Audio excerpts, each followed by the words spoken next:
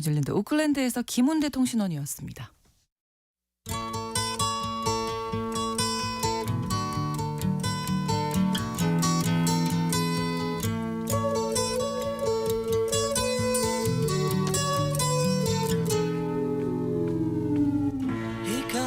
지난 28일 태국 수도 방콕에서는 대규모 반정부 시위가 열렸습니다. 패통탄 친나와 총리가 캄보디아와의 국경을 지키는 자국 군 장성을 험담한 사실이 드러나면서 그의 퇴진을 요구하는 움직임이 확산하고 있는 건데요.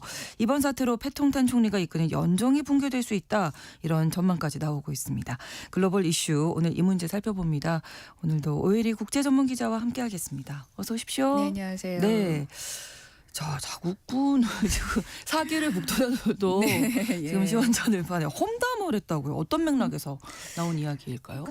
요즘 국제 정세를 보면은 네. 뭐 예를 들면은 러시아 우크라이나 전쟁이라든지 이스라엘 뭐 가자 전쟁 이런 네. 것들을 보면 사실 원인 중에 하나가 영토 분쟁이잖아요. 그렇죠. 아시아 지역에서도 그런 영토 분쟁, 갈등을 겪고 있는 나라 지역들이 꽤 많습니다. 그 중에 하나가 이제 캄보디아하고 태국이에요. 네. 이 두 나라가 국경을 아주 긴 국경을 맞대고 있습니다. 약 800km가 넘는 국경이고 아, 또 두 그렇군요. 나라가 워낙 역사적으로 많이 얽히기도 하고 그래서 늘 분쟁이 있어 왔는데 최근 들어서 이제 조금 더 이런 양상이 좀 두드러지게 나타납니다. 네. 네, 이번 그 반정부 시위 그다음에 네. 이제 패통탄 총리의 설화라고 할까요? 예. 그걸 이해하기 위해서는 지난달 말로 좀 상황을 되돌아봐야 됩니다. 네. 지난 5월 28일에 태국 남동부 우본 라차타니 주의 남위안 지역 국경지대에서 네. 태국군과 캄보디아군 간의 총격전이 벌어진 겁니다. 오. 이 교전으로 캄보디아 측 군인 한 명이 사망했어요.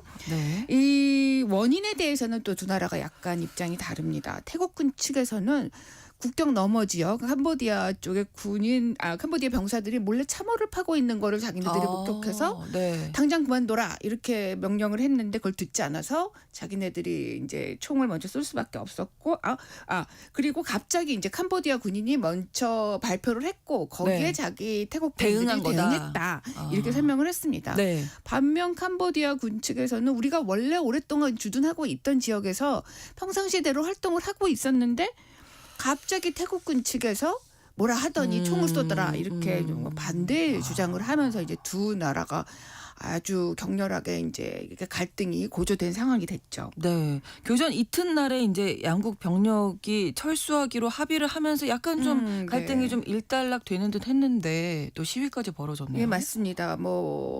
한때는 아주 긴장이 최고조에 이르렀지만 네. 추가 배치했던 병력도 좀 뒤로 물리기로 합의하면서 좀 수그러드나 했습니다. 네. 그런데 이게 다시 갈등이 격화된 거는 지난 15일이었습니다. 캄보디아 정부가 이번 사안을 국제사법재판소에 제소하겠다라고 밝혔고 이거를 정식으로 이제 이 제소안을 제출을 하면서 이 두 나라가 다시 갈등이 고조되는 양상이 된 겁니다. 네. 그래서 태국은 지난 23일부터 캄보디아와 이제 육로로 연결되는 이제 각 검문소들을 봉쇄를 했고 네. 또 관광객들을 포함해서 모든 사람과 차량을 지금 통제하고 있습니다.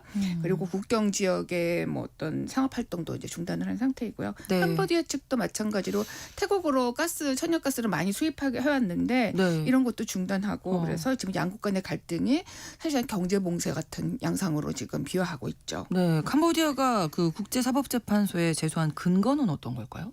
네, 이 캄보디아 정부가 이제 국제사법재판소에 제출한 이제 공식 서한을 보면은 네. 태국과의 국경 지역에서의 분쟁이 복잡하고 또 무력 충돌 위험이 높고 또 양자 간의 메커니즘으로는 더 이상 해결하기 어렵다. 그래서 네. 국제사법재판소 메커니즘을 이용해서 국제법에 기반한 평화적 해결책을 도모하기 위해서 제소를 선택했다. 이렇게 설명을 했습니다. 네. 캄보디아는 원래 태국하고 같이 이 공동 제소하자 이렇게 제안을 했었는데 태국 쪽에서는 우리는 국제사법재판소 관할권 인정할 수 없다 이렇게 해가지고 거부했다고 해요. 원래 국제사법재판소는 유엔 회원국이면 모두 자동으로 당사국이 되는데 네. 태국 쪽에서는 아마도 같이 공동 제소할 경우에는 자기네들 좀 불리하다 이렇게 판단했을 수도 있는 것 같습니다. 그렇죠. 이 참고로 이제 캄보디아도 이전에도 국제사법재판소를 통해서 이 태국과 영토 분쟁을 성공적으로 해결한 적이 있어요. 아, 그렇군요. 이게 그 캄보디아와 태국의 국경을 가로지르는 당그레크 산 꼭대기에 있는 유명한 사원이 있습니다. 네. 이 사원의 이름이 프레아 비에아르 힌두 사원인데요. 네. 이 사원이 이 뭐 9세기부터 15세기까지 그 지금 현재 캄보디아에 존재했던 크메르 제국 시대에 만들어진 사원이에요. 근데 이 영유권을 둘러싸고 뭐 지난 수십 년 동안 두 나라가 아주 엄청나게 치열하게 싸웠습니다. 네. 그래서 1959년에는 국교 단절까지 한 적이 있어요. 그러자 캄보디아가 이거를 국제사법재판소에 가져갔고 네. 1962년에 승소를 했습니다. 그런데 이 문제는 뭐 완전히 끝나지는 않았어요. 아, 왜냐하면은 국제사법재판소가 이 사원에 대한 소유권은 캄보디아가 가지고 있는 게 맞다 이렇게 판결을 했는데 네. 사원 주변 지역이 약간 산악지역이거든요. 네. 뭐 산꼭대기이기도 하고 주변에 절벽도 있고 이래요. 근데 그 주변 지역에 대한 영유권에서는 좀 애매모호한 태도를 취했고 그러면서 계속 갈등이 벌어졌고 예. 지난 5월 말에 교전이 벌어진 것도 이 사원과 꽤 가까운 지역에서 이렇게 충돌이 벌어졌던 겁니다. 캄보디아로서는 이제 성공의 경험이 있기 맞아요. 때문에 예, 예. 다시 또 국제사법재판소 힘을 빌려보자 이렇게 네. 생각을 했던 것 같은데 이 역사가 길죠. 오래됐고 네, 복잡하고 맞습니다. 예. 그렇습니다. 자, 그런데 패통탄 태국 총리는 왜 이런 상황에서 지금 힘을 북돋아줘야 될 텐데요. 예, 예, 자국을 지키는 자국군에 대해서 맞아요. 좀 안 좋은 이 이야기를. 패톤탄 총리는 군이 자기 자신을 포함해서 탁신 네. 아버지죠. 네. 탁신 전 총리와 그 전 정부에 대해서 좀 반감을 가지고 있고 반 탁신 성향이다라고 보면서 현재 군부가 그러면서 이 사안을 정치적으로 이용하고 있다 판단하고 있는 것 같아요.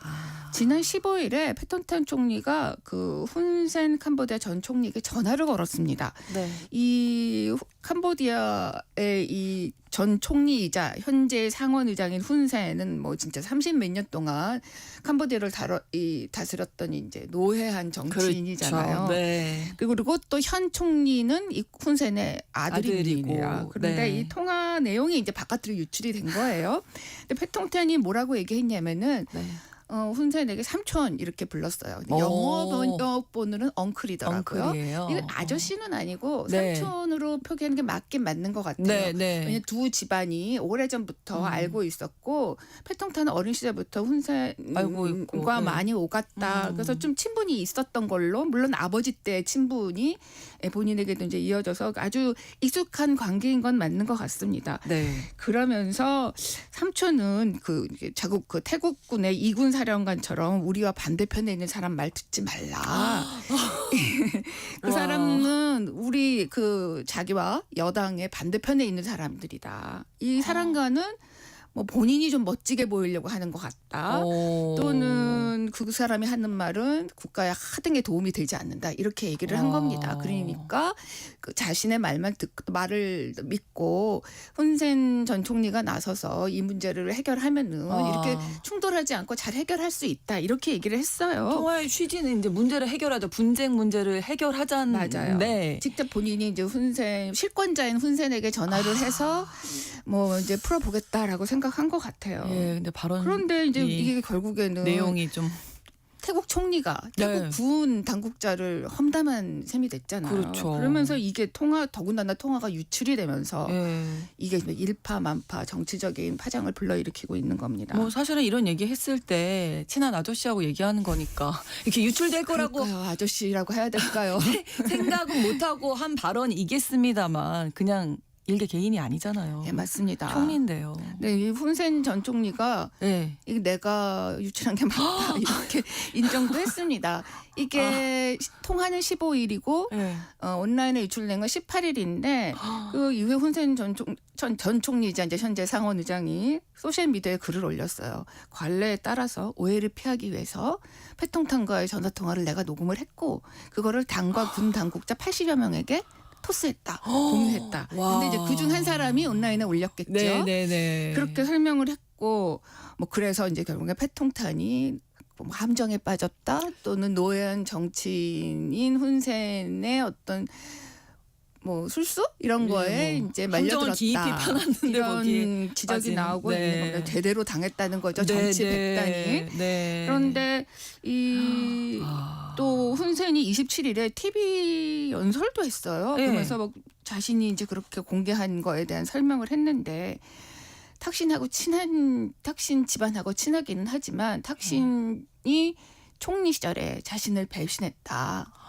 그래서 양국 간의 관계가 나빠진 적이 있었고 자신은 먼저 배신하는 사람이 아닌데 탁신 쪽에서 먼저 배신을 했기 때문에 자신도 이렇게 나설 수밖에 없었고 그 탁신 일가가 태국에 어떤 나쁜 짓을 했는지를 자기가 태국 국민들에게 알려야 하는 게 좋겠다라고 생각해서 그 통화 내역을 녹음했고 알리게 됐다 이렇게 얘기를 했어요. 그러면서 뭐 특히 이제 탁신 전 총리와 자신이 통화를 예전에 했었을 적에 국왕에 대해서 나쁜 말을 했다 이런 얘기를 하면서 예전 얘기까지 계속 나오네요. 자기를 이제 탁신 전 총리와 패통탄이 자극하면은 내가 더 뭐 그 뒷 더 얘기들을 얘기할 더 수 얘기를 있다. 폭로할 수 있다 네. 이렇게까지 얘기를 했습니다. 그러면서 와.